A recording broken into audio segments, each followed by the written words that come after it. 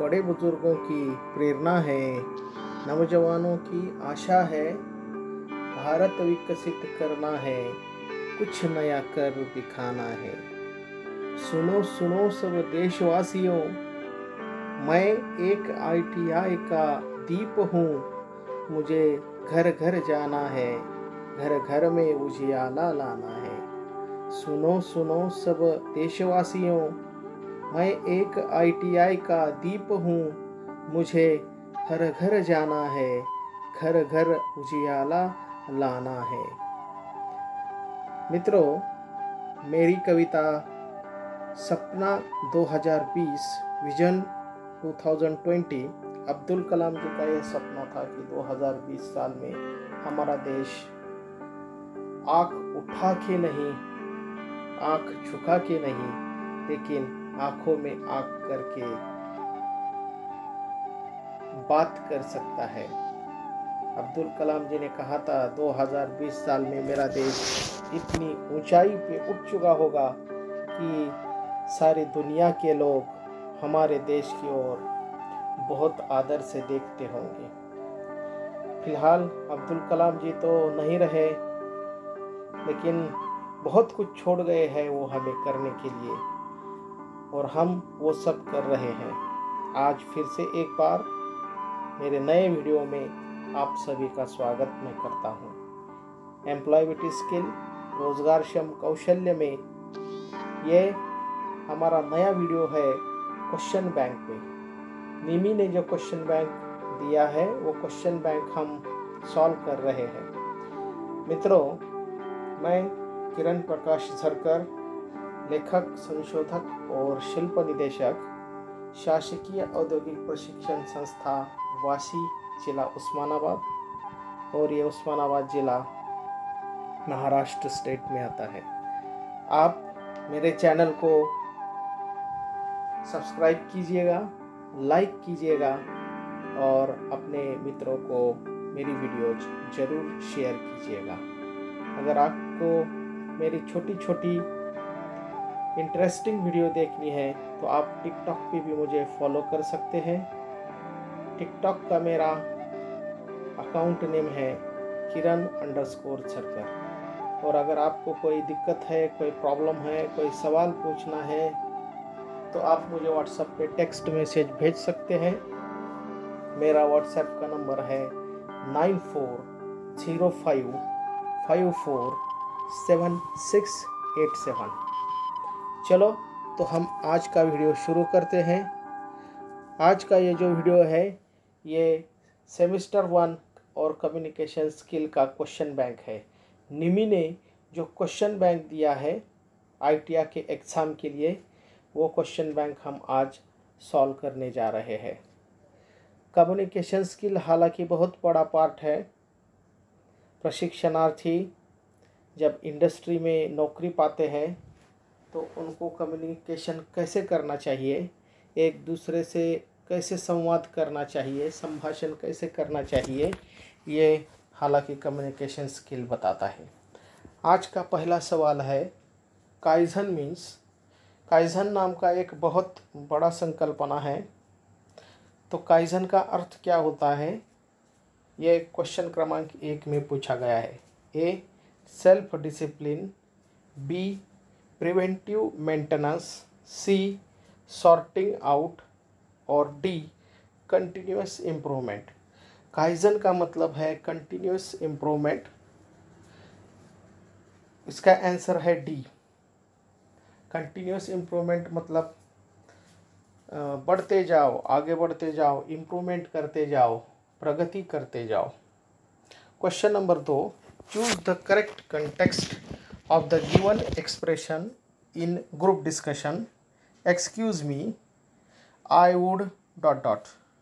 यहाँ पर आपका जो ग्रुप डिस्कशन चल रहा है और ग्रुप डिस्कशन में आपको ये सेंटेंस कंप्लीट करना है। Excuse me, I would ... A interrupting, B agreeing, C summarising और D एम्फासिंग अ पॉइंट। तो इसका मित्र आंसर है A इंटरप्टिंग। एक्सक्यूज मी, ये जो शब्द है ये इंटरप्ट करने के लिए, मतलब जो आपका संवाद चालू है उसे थोड़ी देर के लिए ध्यान आकर्षित करने के लिए आप कह सकते हैं, इसलिए इसका आंसर है A, interrupting. Question number 3, communication that involves exchanging information without use of words is called. Communication that involves exchanging information without use of word is called. अगर आपको कम्युनिकेशन करना है और आप कोई इंफॉर्मेशन एक्सचेंज करना चाहते हैं लेकिन शब्दों का प्रयोग नहीं करेंगे तो उसको क्या कहते हैं? ऐसा कौन सा कम्युनिकेशन है जिसमें आप इंफॉर्मेशन तो दे रहे हैं लेकिन कुछ शब्दों का यूज़ नहीं कर रहे हैं? तो ये नॉन वर्बल कम्युनिकेशन है। अनशाब्दिक संवाद इसे कहते हैं। अवर्बल कम्युनिकेशन, बी पिक्टोरिकल कम्युनिकेशन, सी रिटन कम्युनिकेशन, और इसका आंसर है D, non verbal communication. D, non verbal communication मतलब हम कौन से भी शब्दों का यूज़ नहीं करेंगे और कम्युनिकेशन कर सकते हैं। Question number 4, dedication to particular work is called dot dot. Dedication to a particular work is called as dot dot, A confidence, B commitment, C intelligence and D integrity। इसका answer है commitment. हम अगर कुछ अपना काम पूरा कर रहे हैं तो वो हमारा कमिटमेंट रहता है और उस वर्क के लिए हम डेडिकेशन से कमिटमेंट देते हैं, इसलिए इसका आंसर है B. Question number 5, dedication to a particular work is called integrity, confidence, commitment and intelligence। इसका आंसर है C, commitment. Question number 6, expansion of SMS is. SMS का एक्सपांशन क्या है? Simple message service, short mail service, simple memo service, short message service. तो आप सभी को मालूम है एसएमएस का लॉन्ग फॉर्म है short message service. Question number 7, question number 7 में कहा गया है for smart goal S stands for. Smart goal में एस का क्या मतलब है? A social, B scientific, C specific और डी स्ट्रेंथ। तो इसका आंसर है C, specific. Question number 8, gesture biting nails shows. Gesture biting nails shows A boredom, B insecurity, C confidence and D defensiveness. तो इसका आंसर है insecurity. आपको अगर security feel नहीं करते हैं तो इसको बिटिंग नेल्स ऐसा कहा जाता है, मतलब आपको कुछ तो भय है, इसके लिए इसका आंसर है B, insecurity. Question number 9, gesture brisk and erect walking shows A boredom, B defensiveness, C confidence and D insecurity. अगर आप बहुत आत्मविश्वास से एक तरफ देख के आँखों में आँखें डाल के अगर चल रहे हैं तो उसमें से क्या दिखता है? तो उसमें से आपका कॉन्फिडेंस दिखता है, कॉन्फिडेंस लेवल दिखता है, इसलिए इसका आंसर रहेगा C, confidence. Question number 10, gesture brisk erect walk shows. Of course इसका आंसर है C, confidence. Goals are categorised as. आपके गोयल्स कौन से कैटेगरी में आते हैं? कौन कौन से कैटेगरीज गोयल्स में आती है, ऐसा सवाल यहाँ पर पूछा गया है। A good and bad, B inner and outer, C intrinsic and extrinsic and D short term and long term. तो हमारे जो कुछ भी गोयल है, जो हम अचीव करना चाहते हैं, हमारा जो कुछ भी हेतु है, हमारा जो कुछ भी हम अचीव करना चाहते हैं वो शॉर्ट टर्म में अचीव करेंगे या तो लॉन्ग टर्म में अचीव करेंगे। इसलिए गोल्स दो कैटेगरी में डिवाइड होते हैं, short term and long term. इसलिए इसका आंसर रहेगा D. Question number 12, goals are classified as. यहाँ पर सिर्फ क्या किया गया है, पिछले क्वेश्चन में और ये क्वेश्चन में ये जो ऑब्जेक्टिव है ये ऊपर नीचे किए हैं। इसका भी आंसर है B, long term and short term goal. In face to face communication body language accounts for. अभी ये जो फेस टू फेस कम्युनिकेशन होता है इसमें बॉडी लैंग्वेज का कितना महत्व है, तो इसका 55% महत्व है। इसलिए इसका आंसर है सी। ये आपको ध्यान में रखना चाहिए कि इसका परसेंटेज 55 रखा गया है। Intrinsic motivation is A short lived, B long listing, C for money और reward and D gain social acceptance. तो इसका आंसर है long listing.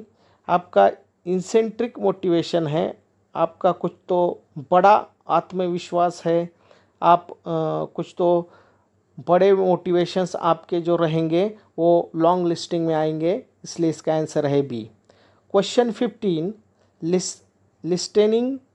Listening to railway और flight announcement teachers lecture comes under A critical listening, B appreciate listening, C therapeutic listening and D comprehensive listening. तो ये comprehensive listening में आता है। Listening to song only to derive pleasure comes under. अगर आप कोई भी गाना सुन रहे हैं तो वो कौन से टाइप में आता है, A critical listening, B therapeutic listening, C appreciative listening and D comprehensive listening. तो ये सी में आता है, appreciative listening. Question number 17, once again ये पिछला ही आके गया है क्वेश्चन, सिर्फ ऑब्जेक्टिव ऊपर नीचे हैं। ए इंट्रिंसिक एंड एक्सट्रिंसिक, ये इसका आंसर है। मोटिवेशन के कैटेगरीज कौन कौन से आते हैं? Noise, physical discomfort of hotness और coldness comes under. Noise, physical comfortness of hotness और coldness comes under A cultural barrier, B language barrier, C perception barrier and D environment barrier। तो ये जो नॉइज़ है, नॉइज़ अगर होता है तो वो एनवायरनमेंट में नॉइज़ आएगा, इसलिए इसका आंसर है एनवायरनमेंट बैरियर। ये एनवायरनमेंट बैरियर है कम्युनिकेशन का। क्या फिजिकल डिस्कम्फर्ट है, हॉटनेस है, अगर बहुत गर्मी का माहौल है और बहुत ठंड का माहौल है या फिर बहुत बड़ा आक्रोश वहाँ पर हो रहा है, तो ये क्या है? तो ये ऑब्वियसली एनवायरनमेंट बैरियर है और इससे कम्युनिकेशन प्रभावित होगा, अच्छे तरीके से कम्युनिकेशन नहीं होगा। इसलिए इसका आंसर है D, environment barrier. Rise and fall of pitch of voice is called as. अब ये आपका जो आवाज़ है ये ऊपर नीचे होता है, मतलब आवाज़ कहाँ पर एक हद शब्द आप बोल रहे हैं और आपका आवाज़ बड़ा होता है, आपका आवाज़ छोटा होता है, तो इसका क्या मतलब है? A vowel, B intonation, C consonant and A pronunciation. तो इसका आंसर है B, intonation. Question number 20, the study of right and wrong in human endeavours is called. आप जब कोई भी अभ्यास करते हैं एक आदमी के बिहेवियर का, आप आदमी के स्वभाव का आप अभ्यास करते हैं, तो कुछ चीज़ें आपको अच्छी लगती है, कुछ चीज़ें आपको बुरी लगती है, कुछ चीज़ें राइट लगती है, कुछ चीज़ें रॉन्ग लगती है, तो इसको आप क्या कहेंगे? A motivation, B self awareness, C ethics and D goal.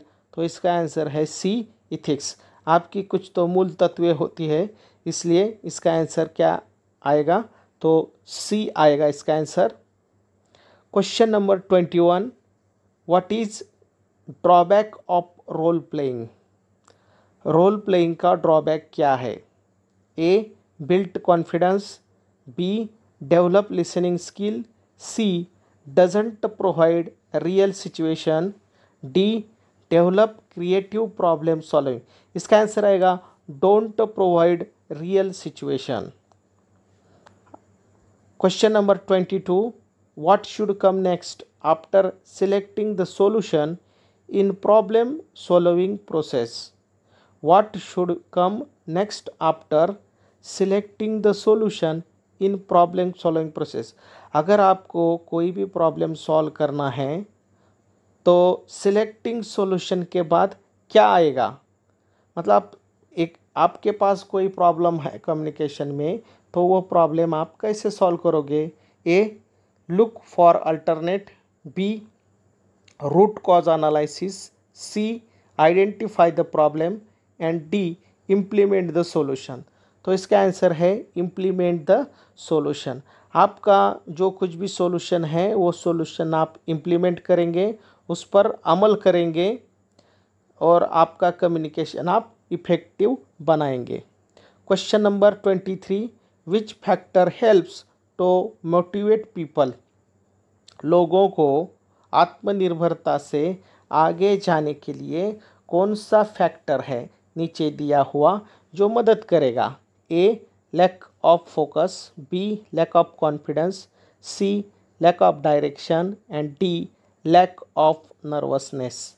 तो इसका आंसर है D, lack of nervousness. Nervousness नहीं होना चाहिए।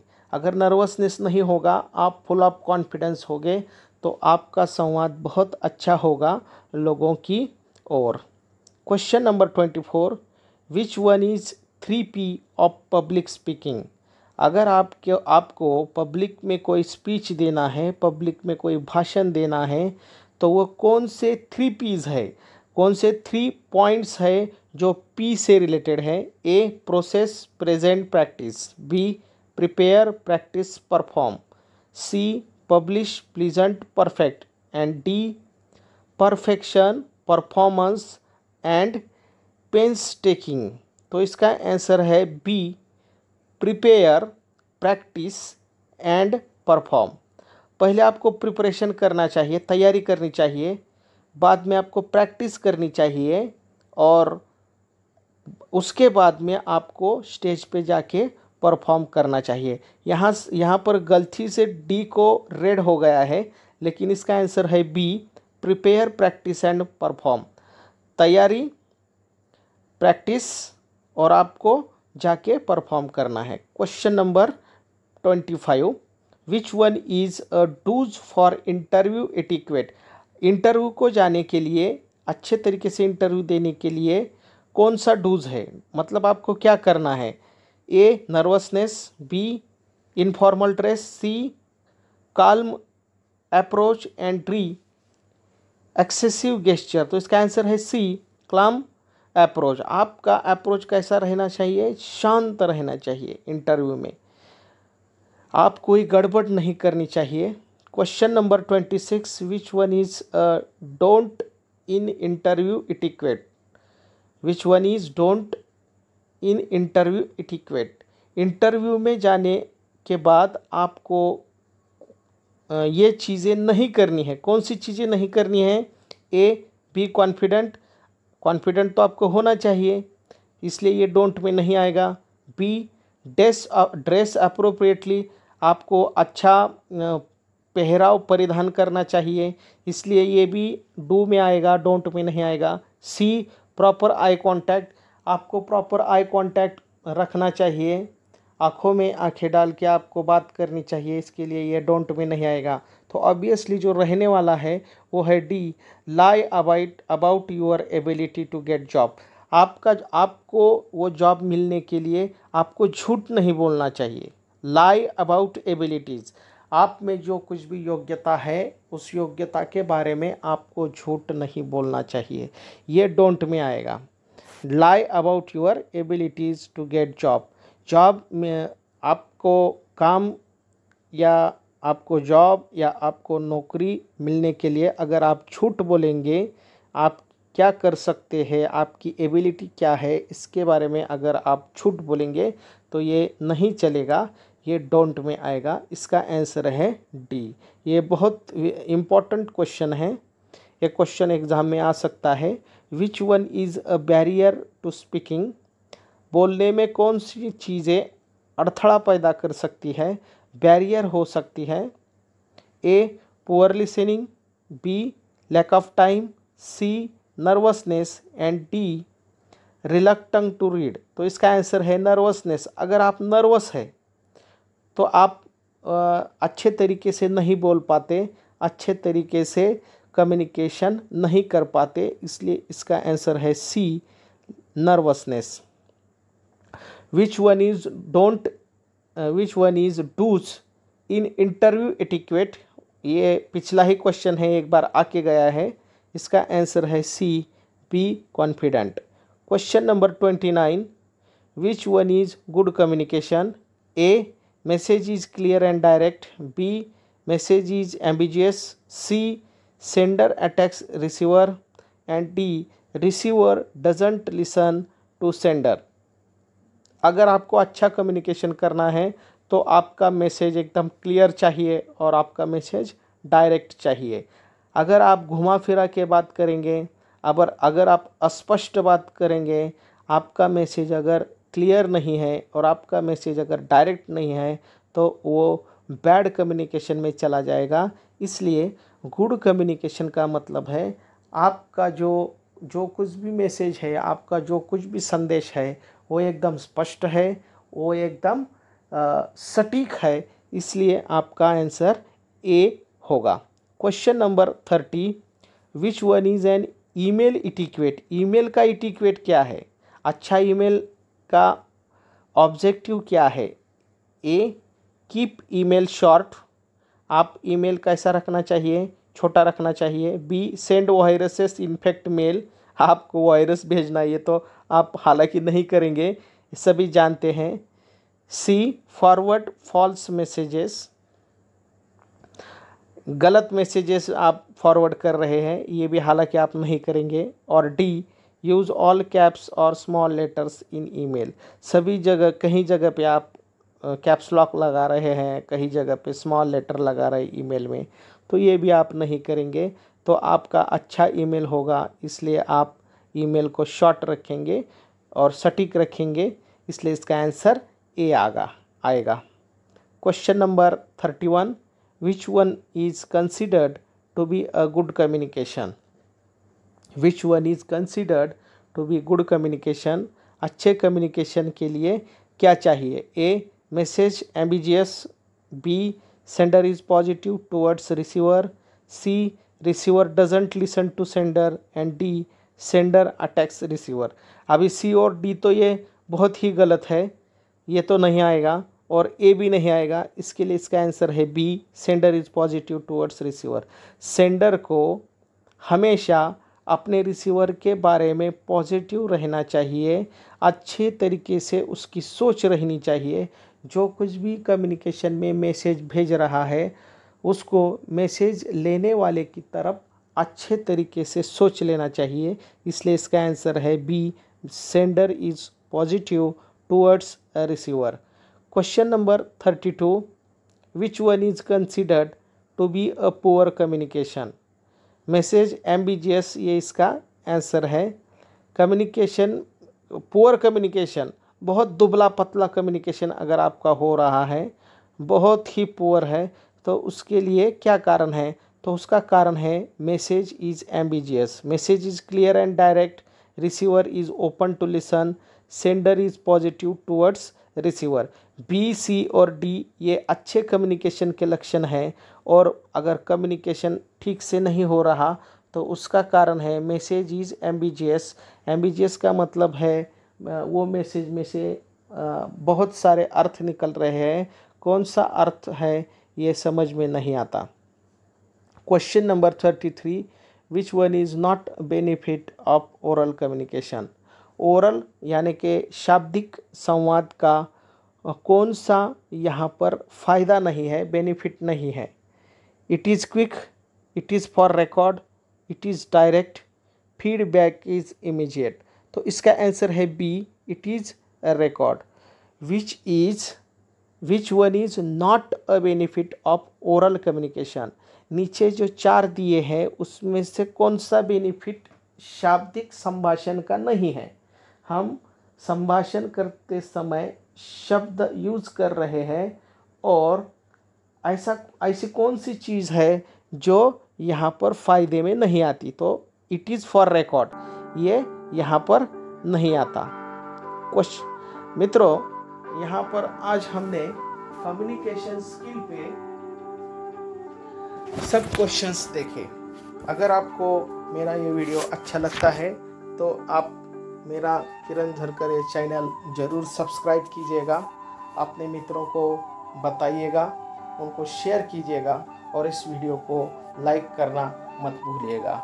अगर आपको छोटे छोटे मेरे वीडियो देखने हैं तो आप मुझे टिकटॉक पे फॉलो कर सकते हैं। मेरा टिकटॉक का अकाउंट नेम है kiran_झरकर।